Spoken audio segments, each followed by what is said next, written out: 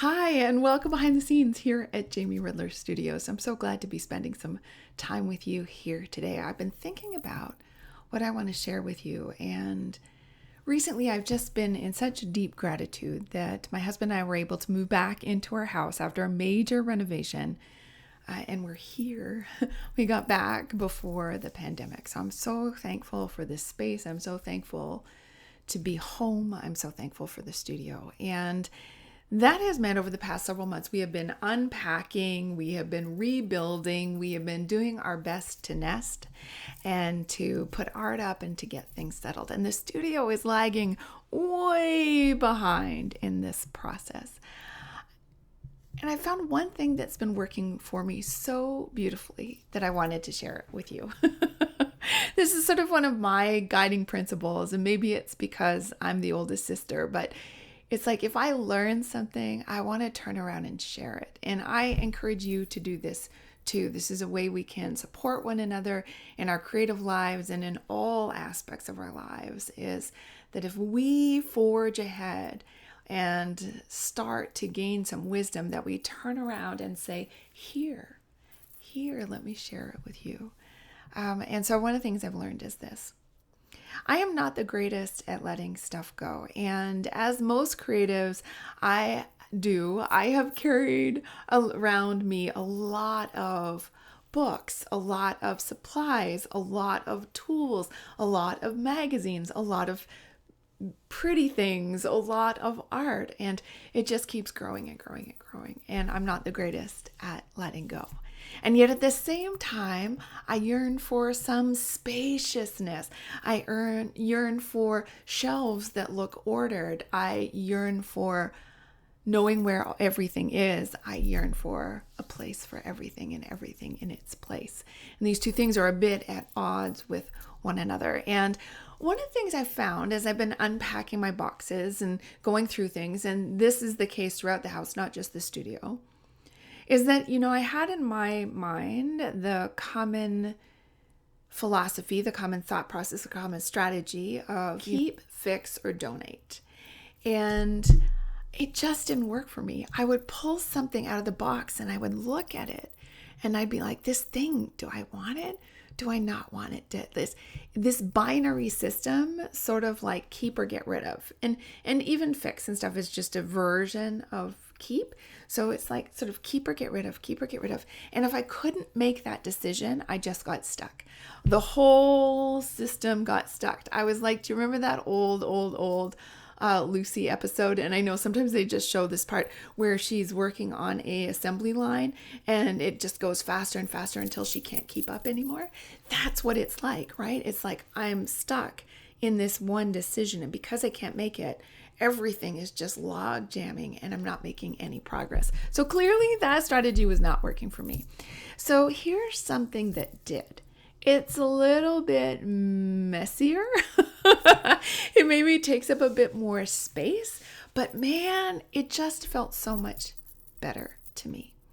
So what I would do is I wouldn't get stuck on that linear system of sort of like the first thing out of the box was the thing I had to make a decision on.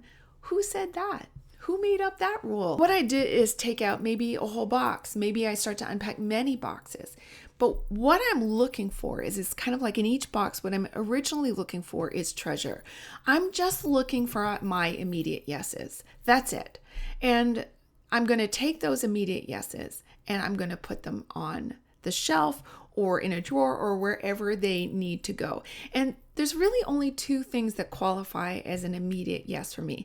It's something I love, or it's something I use, or eat. Like the best of the best is when it's both, right? So I'm just looking for that. I'm not sorting every single thing. I'm actually scanning as wide a pile as I decide to work with in that day and that hour and that time, and say, okay, what here is my immediate yes? Ooh, I love that. Oh, I've been looking for that. Oh, I need that.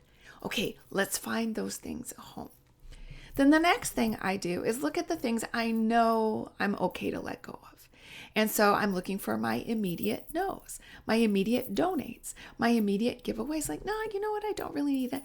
And I find that these two things, my immediate yes and my immediate no, probably account for only about 20% of my things. Maybe a little bit more as I move back in, because I did this kind of sorting when we were putting stuff in storage.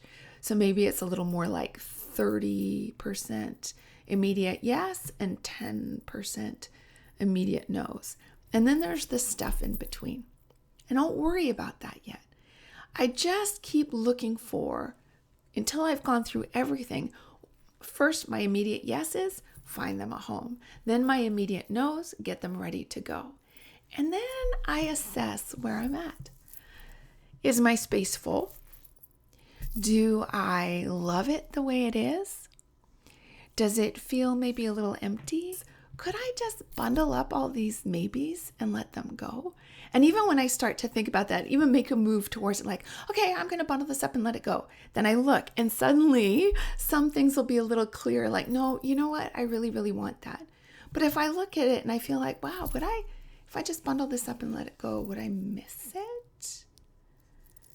And sometimes for me, I'll miss the memory of it. I'm like, okay, well, how can I capture the memory of it in a simpler, less space intensive way? So one of the things I used to do all the time, and I'm going to do again, is that I would keep a bibliography. And so sometimes I just wanted to remember that I read that book at that time, or that summer I was obsessed with books about tarot or dogs or home.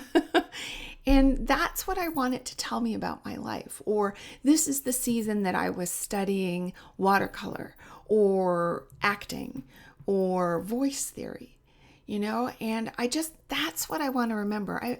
If I ever want to go back to that book, I can go to the library, I can purchase it again, I can probably find a similar resource online these days. So I ask myself, what is it I love about this, or what is it I want to keep? And if I do that, will I feel better letting this go? So these are the strategies that are actually working. The primary thing being, instead of feeling like you have to work linearly with the first thing you take out of a box or the first thing you see on the shelf, and instead of feeling like you have to work through a binary system, keep it or let go of it, because for me, that shuts me right down. So maybe it does for you too. Instead, scan. It's kind of like when you're doing collage and you've got all these papers all around you and you're scanning, like, what's catching my eye? What do I love? Oh, I love that turquoise. I'll take that. And oh my goodness, I love that bear. Oh, delicious. Oh, look at this flower. Oh, this word, wish, that word is speaking to me right now. And it becomes this joyful activity of looking for treasure, looking for love, looking for gold, and sort of sifting through your things. And starting with the big things first. What do I love? What am I ready to let go of? And once you're through that first stage, taking stock and seeing, do I have more space? Do I feel complete? Is there something missing? This is a beautiful way to get started, and I really hope that it helps you as much as it helped me. This, for me, is a step towards this dream of having a studio that suits me intimately well, that holds only what I love and what I use, and that is very, very, very functional and allows me to create what I am longing to create in an environment that I deeply enjoy being in, that nourishes me. So I hope that is helpful for you to think about your things, your space, how to identify what's an immediate yes and what's immediate no, and then what to start to do with the wiggle room in between. This applies to far more than our stuff, right? I hope that gives you something to think about this week, and I will see you next Tuesday. Bye.